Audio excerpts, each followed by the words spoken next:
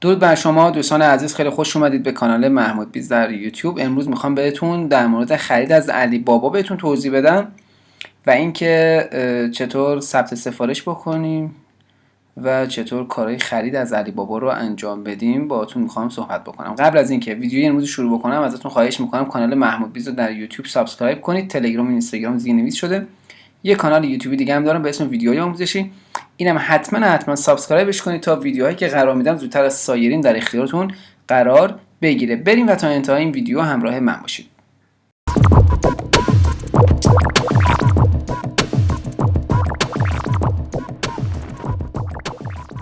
من حدود تقریبا شاید 2 سال پیش بود آموزش خرید از علی بابا رو در اختیارتون قرار دادم و از اون زمان تا به حال افراد بسیار زیادی به من پیام‌های مختلف فرستادن در مورد خرید از علی بابا و اینکه چطور نامه‌نگاری بکنیم با شرکت‌های تولید کننده و توزیع کننده خدمات. همینطوری که می‌دونید علی بابا یکی از بزرگترین پلتفرم‌های بی تو بی در سراسر دنیا به شمار میاد که شما خیلی راحت میتونید به تمامی تولید کننده ها در سراسر دنیا مخصوصا در چین به راحتی دسترسی پیدا بکنید. شما میتونید کالاهای مختلف رو به صورت عمده بخرید و میتونید به کشورهای مختلف ببرید.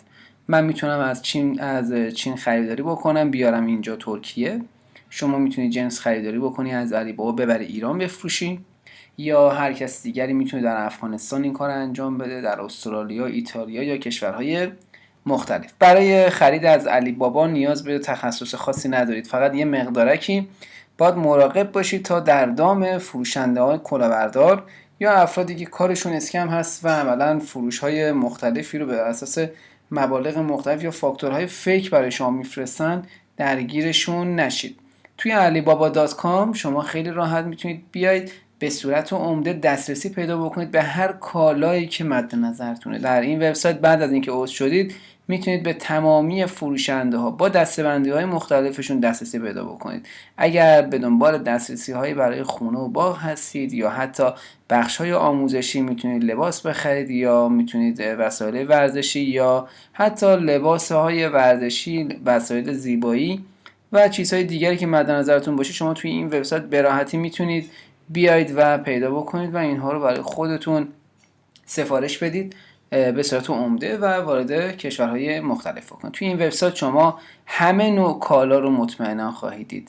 بعضی از این فروشنده ها برای اینکه بتونن جنس های خودشون رو بفروشن قیمت های خیلی تعجب آوری میزنن. مثلا شما فلش 60 گیگی رو 6 ترا یا مثلا 2 ترا یا مثلا 5 ترا رو میتونید با مبلغ مثلا 50,000 تومان به پول ایران ببینیم، یا قیمت های دیگری که مطمئناً خالی از لطف نیست. اما اینو در نظر بگیرید خرید از سایت علی بابا بیشتر به درد اونهایی میخوره که میخوان کار صادرات انجام بدن، واردات کالا انجام بدن به کشور و اون کالا رو شروع بکنن به فروختن، بازاریابی بکنن و به یه نوعی کالا رو وارد کشورشون بکنن. حالا مثلا من به عنوان مثال در سایت علی بابا یه جنسی رو میام و سرچش میکنم.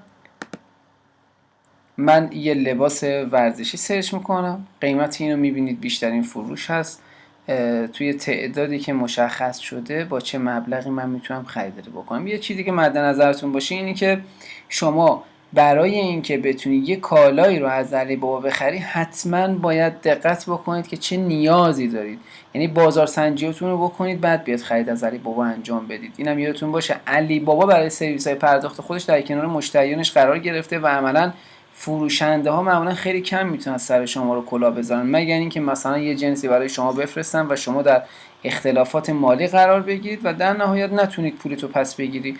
اما به صورت پیش‌فرض بسیاری از این فروشنده ها رو شما قبل از اینکه باشون مذاکره بکنید باید شناساییشون بکنید. مثلا به عنوان مثال من میخوام این لباس رو بدید یه چیزی پیدا بکنیم، مثلا من این نخا رو میخوام خریداری بکنم، اینو من بازش میکنم.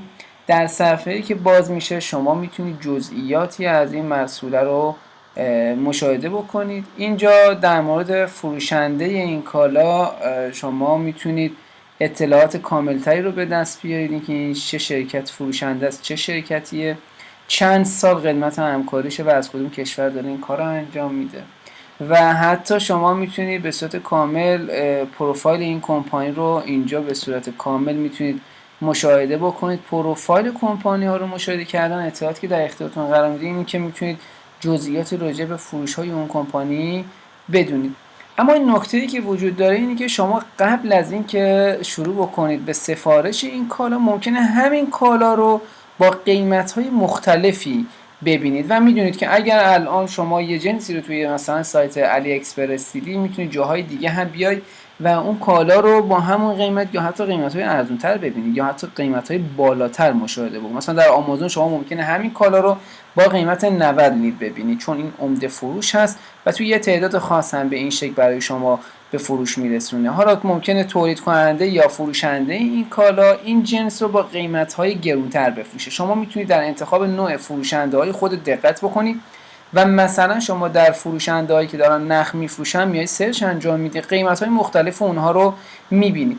برای اینکه بتونی ببینی کدوم یکی از فروشنده‌ها خدمات بهتری به شما ارائه میده، چند تا راهکار وجود داره. اینکه هزینه شیپینگ این شرکت به چه شکل محاسبه میشه و چه تعداد محدودیت خرید داره، همه جزو اون چیزهایی که شما باید از فروشنده کالاها بپرسید. سرعت در پاسخ دادن، یعنی اینکه به شما خیلی سریع بیان پاسخ بدن، بگن آقا مثلا ما این جنس رو به شما تو این تعداد میفروشیم، هزینه شیپینگ این کالا به کشور شما چقدر میشه، اینها جزء مواردی که شما حتما باید از فروشنده اون کالا بپرسید. ممکنه مثلا این جنس که برای شما 45 لیر تموم میشه 95 لیر ازتون هزینه شیپینگ بگیرن. حالا هرچی تعداد سفارش شما بیشتر بشه، مطمئنا این تعداد خرید به نفع شما خواهد بود.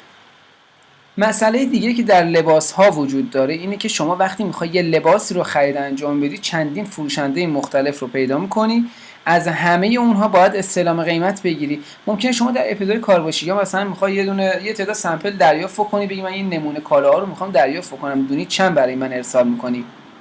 یه نامه‌نگاری میکنید با فروشنده های مختلف. مثلا من به این شرکت میخوام نامه‌نگاری بکنم، من یه متن رو از قبل آماده کردم که الان اینجا برای شما نمایش میدم. شما این متن رو میتونید به اشکال مختلف خودتون، اون چیزی که مد نظر خودتون هست، تغییر بدید. گفتم سلام، من میخوام یه تعداد 30 دونه از کالاهای شما رو سفارش بدم، دنبال بهترین قیمتم و اینکه میخوام ببینم برای هزینه شیپینگ شما برای شهر استانبول در ترکیه چه هزینه‌ای رو اخذ میکنید و در نهایت این رو میفرستن به تعدادی از فروشنده هایی که این کالا رو دارن میفروشن. مثلا اگر شما به دنبال لباس های به این شکل میگردی، 20 تا فروشنده رو پیدا کن، به همه اونها بیا پیام بده، بگو مثلا بله من این جنس رو میخوام، اسمت هم تهش بنویس، بگو من کشورم کشور ایکس، دبی هست یا مثلا ترکیه هست یا افغانستان هست یا ایران، میخوام ببینم هزینه شیپینگ شما چقدره، که البته فکر میکنم برای کشوری مثل ایران معمولا جنسی رو ارسال نکنن، اما خالی از لطف نیست پرسیدنش. ولی در هر صورت شما این متن رو باید از بخش چت شرکت های مختلفی در پروفایلشون مشاهده میکنید، باشون در میون بذارید، ببینید واقعا اینها تو چه مدت زمانی به شما جواب میدن. این رو حتما یادتون باشه، شما باید این کار رو انجام بدید تا هم عکس العمل اون شرکت ها رو ببینید و همین که هزینه شیپینگ کالاها براتون تموم شدهش در بیاد و همین که ببینید آیا واقعا این که زده مثلا 115 لیر این برای چه تعداد کالاست. ممکنه این شخص فروشنده یا این شرکت فروشنده به ازای هر مثلا 10 تا یا 20 تا این قیمت رو گذاشته و یادتون باشه اگر قیمت ارزون میبینید اون به این دلیل نیست که مثلا اون فروشنده این کالا رو میخواد برای شما یک نفر بفروشه. یعنی شما نباید فکر کنی به عنوان یک کسی که وارد این سایت میشی میتونی کالای تکی رو خریداری بکن، چون کالای تکی مطمئنا قیمتش به مراتب بالاتر از اون چیزی هست که شما داری میبینی. من این لباس رو اگه قرار باشه بخرم، میام و میگم حداقل تعداد خرید شما چند تاست، من 30 تا میخوام بخرم و میدونه که دیگه عمده است این 30 تا برای من هزینه شیپینگش چقدر میشه، برای لوکیشن مثلا فلان جا میخوام ارسال بکنی.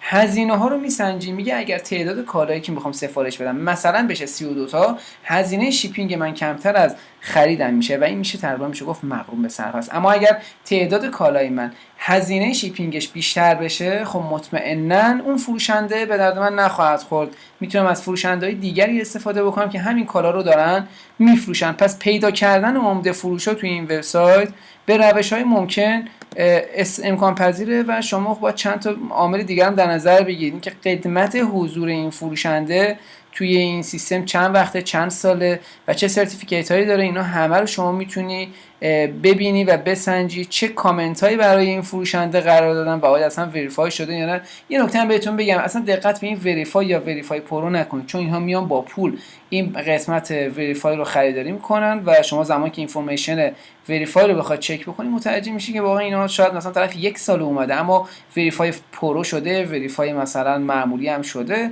و عملا شاید نتیجه خاصی برای شما نداشته باشه.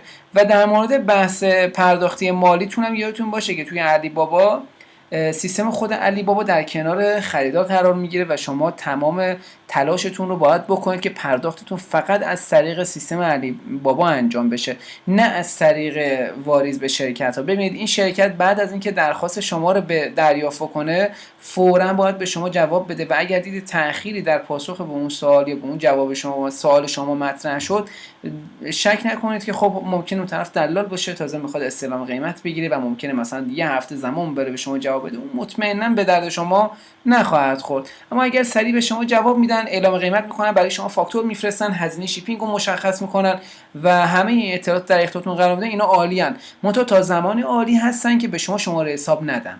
اگر به شما شماره حساب دادن به هیچ عنوان نباید قبول بکنید و بگید من پرداختم رو فقط از طریق سیستم علی پی میخوام انجام بدم. اما تو سیستم پرداخت علی پی چه اتفاقی میفته؟ همینطوری که شما میبینید، بذارید من اینجا مثلا بهتون نشون بدم. الان روش هایی که پیمنت علی پی اتفاق میفته خودش از روش های مختلفی برخورداره و در تمام کشورها با کارنسی های مختلف شما میتونید خریدهای خودتون رو انجام بدید، کما اینکه شما دارید اینجا میبینید که این اتفاق از طریق سیستم علی پی میفته. اما یه عده از فروشنده ها هستن که قابلیت های بهتری رو در اختیارتون قرار میدن. من بحث مالی رو بهتون گفتم، فقط سعی کنید از خود علی پی انجام بدید. یه نکته راجع به لباس بگم، میخواستم بهتون بگم الان چون خیلی سریع ازش رد شدم فراموش کردم بهتون بگم. ممکنه شما بگی آقا من میخوام روی لباس، روی ساعت، روی کفش، روی اون شورتی که دارم تولید میشه میخوام بخرم، واردات انجام بدم، میخوام آرم و برند خودم بیفته، یعنی تبلیغات و برندینگ کالای خودم میخوام انجام بدم. شما باید در علی بابا به دنبال جایی بگردید که واقعا تو قسمت کاستومایز این سرویس امکان درج لوگوی شما هم فراهم باشه. یعنی شما باید بیاید از اون فروشنده بپرسید که حداقل مینیمم اوردری که شما میتونید بدید و اینها برای شما لوگوی شما رو بزنن چند تاست. ببینید من میخوام لباس تولید بکنم و تو بازار مثلا ترکیه بفروشم، یا کفش میخوام تولید بکنم بیارم وارد بکنم بفروشم، یا موبایل یا هر چیز دیگری که بخوام بفروشم، چطور میتونم لوگوی خودم رو روی اون محصول بذارم که من نیام مثلا برای اصغر تبلیغ بکنم یا برای اکبر. میخوام کالای خودم رو تبلیغ بکنم، کالایی که به اسم و برند خودم تموم میشه. پس در نهایت شما باید در نظر داشته باشید برای کالاهای مختلف حتما ازشون بپرسید که آیا امکان ثبت برند شما رو روی کالاها دارن، اگر دارن حداقل تعدادش چند تاست و آیا بابت اون از شما پولی دریافت میکنن یا نه. ممکنه مثلا از شما پولی رو بابت این دریافت نکنن. پس این رو حتما شما مد نظرتون باشه که بپرسید ازشون. پس توی بحث نامه‌نگاری که دارید انجام میدید حتما بپرسید، بگید مثلا من میخوام لوگوی خودم هم توی محصول درج بشه به جای لوگویی که به صورت پیش‌فرض شما دارید قرار میدید. و به همین شکل ازشون سوال بپرسید، هزینه شیپینگ رو بپرسید، مدت زمان وصول اون کالا، مثلا ارسالش به شهرتون مثلا استانبول رو بپرسید، بگید چقدر زمان میبره برای من بفرستی و همه اینها رو ازشون بپرسید. گفتم اگر هزینه شیپینگتون از تعداد کالاتون کمتر در اومد این خیلی عالی میتونه باشه، حتما تهیه با. اما اگر دیده هزینه شیپینگتون از تعداد کالاتون بیشتر شد، باید بگردید دنبال فروشنده های کالاهایی که جنس ها رو به صورت کمتر به شما بفروشن. دیگه نیاز نباشه شما الان 30 تا بخری، ببین با 10 تا هم بهت میده یا نه. اگه با 10 تا هم بهت داد که دیگه اصلا عالیه. شما یعنی با 10 تا کالا هم به صورت یه شخصی که تاجر هست میتونی وارد کننده یه کالا از کشورهای مختلف باشی. اینجام که گفتم لوکیشن اون فروشنده برای شما درج شده و شما همه اینها رو میتونید در نظر بگیرید و ازشون بهره ببرید. ویدیوهای دیگه هم خواهم ساخت در مورد علی بابا چون سوالات بسیار زیادی رو افراد میپرسن. تا همین مرحله من فکر میکنم کفایت بکنه. اما بذارید راجع به یه توضیحات راجع به شرکت ها بهتون بدم. وقتی شما پروفایل یه شرکت رو میبینید همه اطلاعات مربوط به اون شرکت، مدت زمان ثبتش، در کدوم شهر و کدوم کشور واقع شده، چه تعداد کالا فروخته، چه جنس هایی داره و حداقل تعداد مینیمم اوردرش چند تا هست رو اینجا میتونید خیلی راحت مشاهده بکنید. اگر جنسی رو خواستید بخرید حتما بپرسید که برند شما قابلیت ثبت روی اون کالا رو داره یا نه. هزینه شیپینگتون رو حتما بپرسید. هزینه‌های متفرقه که ممکنه برای شما ایجاد بشه رو هم بپرسید و حتما بگید ما از طریق سرویس پرداخت خود علی بابا میخوایم پرداختمون رو انجام بدیم و امکان پرداخت مثلا به صورت حواله‌ای نداریم. اگر از کشور ایران بهشون درخواست میدید بپرسید آیا امکان ارسال کالا رو به ایران دارید یا خیر.